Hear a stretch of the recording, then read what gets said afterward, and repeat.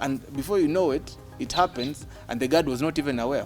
At the end of it all, when you interview the guard, is like, this person, tulikuwa tunamjua. You know, he was a friendly person. That's it.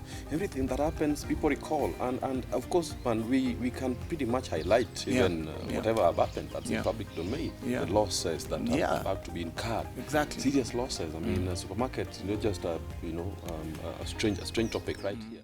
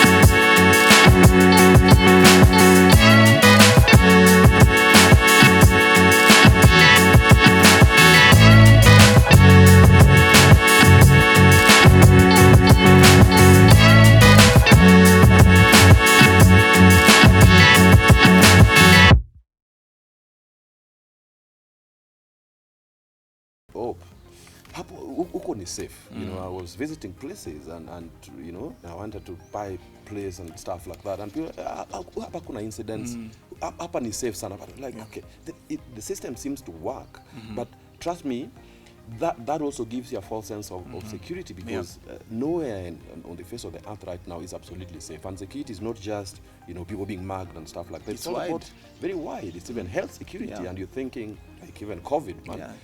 Something happened in Wuhan, half a world away, but now, you know, the pandemic is the whole world. The whole world. So, and as they say, you know, no mistake is now personal and private anymore. Everything that happens is very public and global in its in impact. Exactly. If you fail to cover your nose and mouth effectively today, you are risking both your life and someone else's, you know, because of what's happening in terms of COVID. So, no mistake, and that's what I tell. And that's the call to duty for all of us. That if you see something wrong happening, you say something about it, do something about it. That installation that's not protected could actually be that which is providing you with a meal on your table. So if it compromises, people are working there, so absolutely, this is livelihood. And when you come to, you talked about food security, and these are things I just thought about it.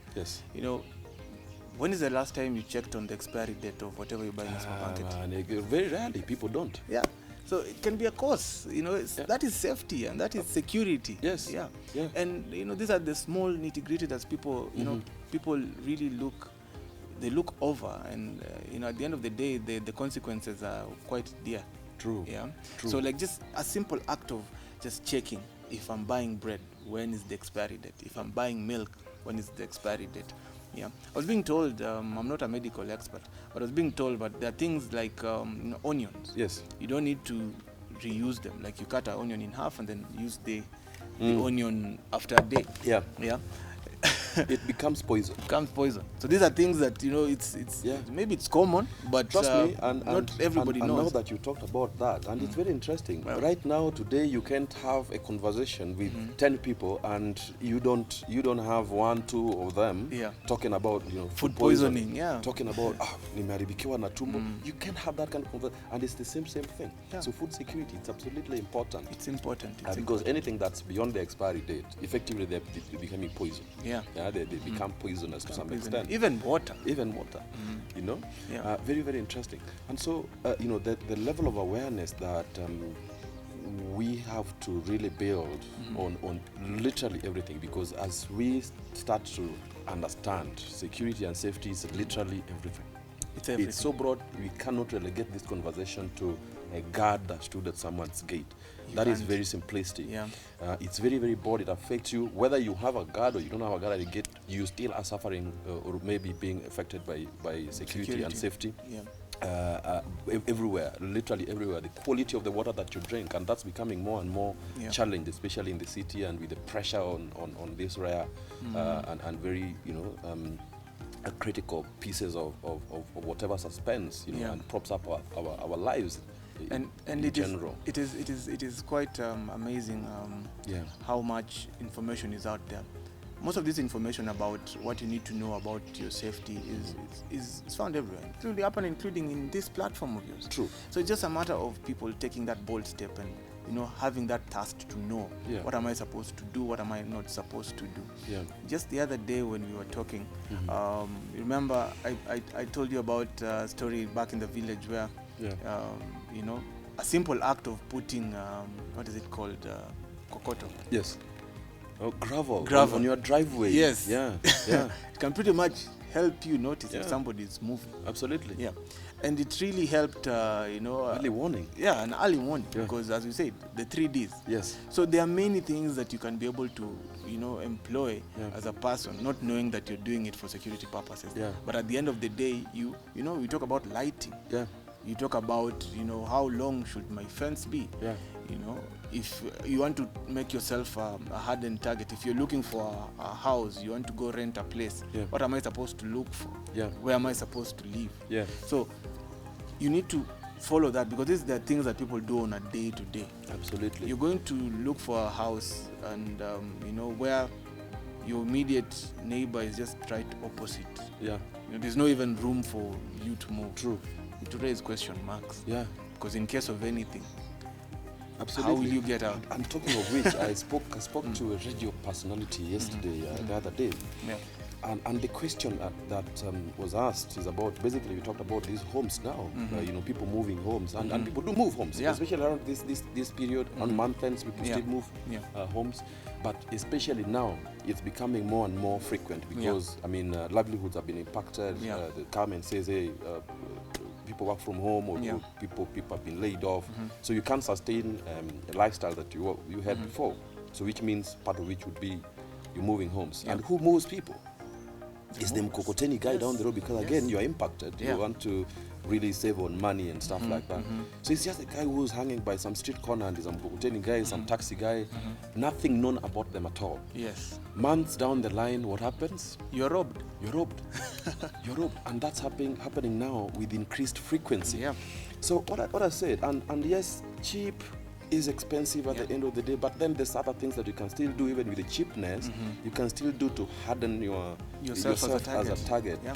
And that can be in the region of, one, just investing in a level of, you know, responsibility and putting that on the shoulders of the people that you engage. If I got that taxi guy and I got to know, you know, where do you operate, where do you find, I will give you business, but how many other people have you worked with in the past? Could we call them? Yes. You know, is there any, and you can have your ears to the ground. Is there a situation around this guy? And just ask him. Never be in a hurry to get yourself robbed or get yourself killed, as we say. Yeah. So that is that. But if you have a bit of money in your hands and you're able to invest in, you know, extra cash or professional stuff, they're house movers. Yeah. You know, they're professional movers. They have office, placements that are out there, and they're in particular fixed addresses. You can pretty much go back to them. And of course, you will be sure that they've invested in a level of awareness or background checks or vetting of their staff. Yes. So if anything were to happen, all you need to do is, you know, I suspect it's your guys who came here, and of course that gave you enough time to possibly even profile the people you're dealing with. But if it's a taxi guy, you don't know the number plates if they're actually correct, so you get back there and you find the vehicle, but it's a different number plate. Whoever is driving it is a completely different guy. It's interesting. Or walihama kabisa. They're not there anymore. When you look at it this way, you know, we as I don't know if I'll be speaking for masses, but we as Kenyans, Yes. we're in the habit of not asking questions. Yes. You're not curious. It is high time we start asking questions. If you're moving to a new house, Yeah. you're going to rent a place and you're moving into a new house, tell your landlord that I am going to change Yeah. the locks. Yes. I Don't will just have your marry- locks Yeah. put aside. when If- I'll be moving. I'll put them back under my cost. See, they usually leave. They pay, what is it called? Service Service charge. Service charge. No, there's a deposit. The deposit, yes. Yes, you pay a You deposit. That take care of that the- is the work of the deposit. Yes. Tell your landlord that I'm moving into this house, but I'm gonna change the locks. Absolutely. Yeah. So you change your locks, you have your keys. Yes. So if the landlord has your spare keys and probably you defaulted on They On sponsor, your and not just the landlords themselves. I mean, the landlords you rarely get, unless they're people who are just starting up. Perhaps these Agents. days they Agents, deal yeah? through agents. okay. They deal through agents Yeah. in most cases. And those who are those agents?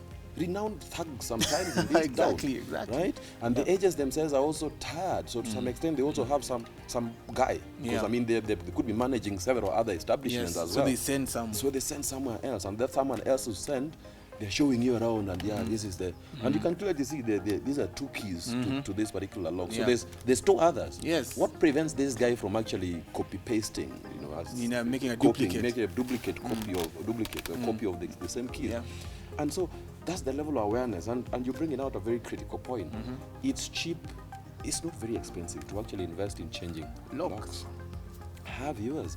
To an extent, people have, even the lock and capability Yeah. that is, probably gotten from the previous Yeah. owners or whoever Yeah. they are. You maintain the same. You run the risk. You basically are sleeping with your house doors open. Yeah, exactly. That's what it is. So very, very critical points here, and it all goes back there to the level of consciousness that's got to And be awareness, invested, yeah.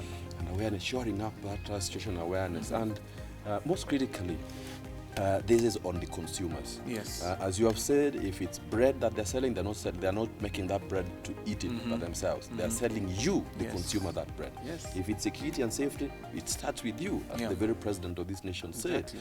And starting with you means you have to be there's a level Do of something, responsibility yeah. that's on you. The duty of care. Yeah. The duty to be self-aware. Yes.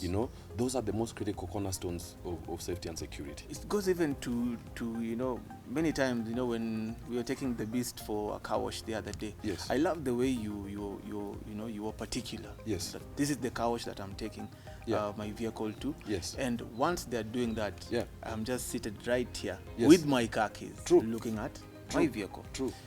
How many times have you had people being mugged or people being, what is it called?